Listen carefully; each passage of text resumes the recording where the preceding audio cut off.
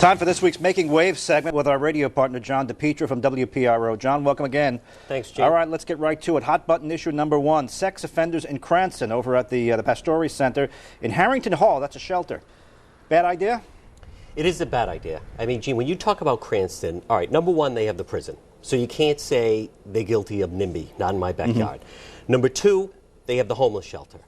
But to think then the residents should put up with now sexual predators living in the homeless shelter, that's why Cranston residents are up in arms, and with good reason, and the mayor didn't know it either. I mean, there's no way you can defend it. However, let's be fair to the Urban League, which runs the shelter that has the sex offenders. They're homeless sex offenders living in it.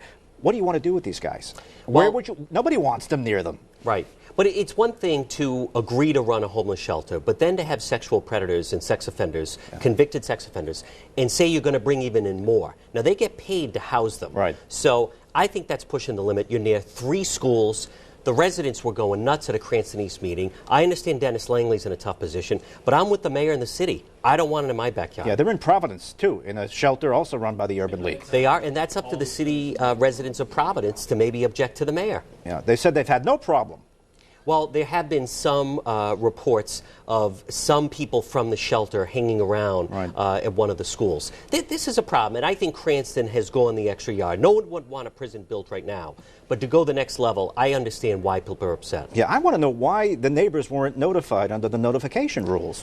I mean, they're living there. Yep. Why wasn't the guy next door told? Well, why was he told by us? Well, that's the problem. It's one thing if they go into a neighborhood, but apparently because they're in a shelter, they didn't feel a need to notify everyone. They're also supposed to be more than 300 yards away from a school, and that's also in dispute. All right, it's still up in the air. We'll see what happens. You're right, the mayor's on it. Hot button issue number 2, Miss USA / Miss Rhode Island has also been brought into this. The sort of, would you call them dirty pictures or risque pictures? My grandfather would call them dirty pictures. They don't use that term anymore. Racy is what Donald Trump calls them. Maybe racy, but anything you'd see of a girl that age on Facebook or MySpace, this is a real Rhode Island connection. Miss Rhode Island had some current pictures that they considered racy.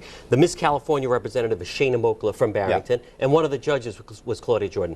I think Trump made the right decision, because either way it would look like they were knocking her out because she said she was in favor of traditional marriage. Of course he made the right decision. He owns the pageant. That's the thing nobody gets. This isn't an agency, a charity, a government-regulated thing. He's the owner. He owns it. It's a business. And he did it at a press conference. He linked the President of the United States in. I mean, the guy knows how to get publicity. And we all follow him like sheep. He was fantastic. I like he even said, you know what the problem is? She's so beautiful. That's the problem with this whole thing. I thought he was great. Let me ask you this. Miss Rhode Island, Alicia Castonguay, you've had her on your show. I've had her in. Very nice young woman. She talks about being working for charity, going to had attended URI, a woman from Woonsocket. After she takes the pictures, does she have the same sort of aura about her, or has it been tainted because of those pictures that were in Maxim Men's Magazine, by the way? They weren't topless photos. Miss California said the wind blew open, and that's why she seemed a little topless in one of the photos. What a lie that was. But I mean, come on. You have to look at the pageant. In the end, it's a beauty pageant. As you said, Trump owns it. I think it's more common of girls today to have kind of risque pictures taken. Did you see the Maxim photos? I did see them. They weren't. She was topless.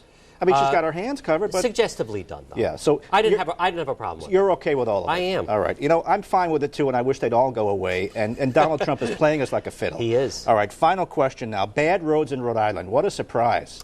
It's also an outrage. I mean, to think we're number 3. I mean, anyone that knows would say we should be number 1 in that category. Yeah. Anyone that's ridden on the people in New Jersey should be outraged. They should be. Route 10. I mean, is it Baghdad or is it downtown Providence?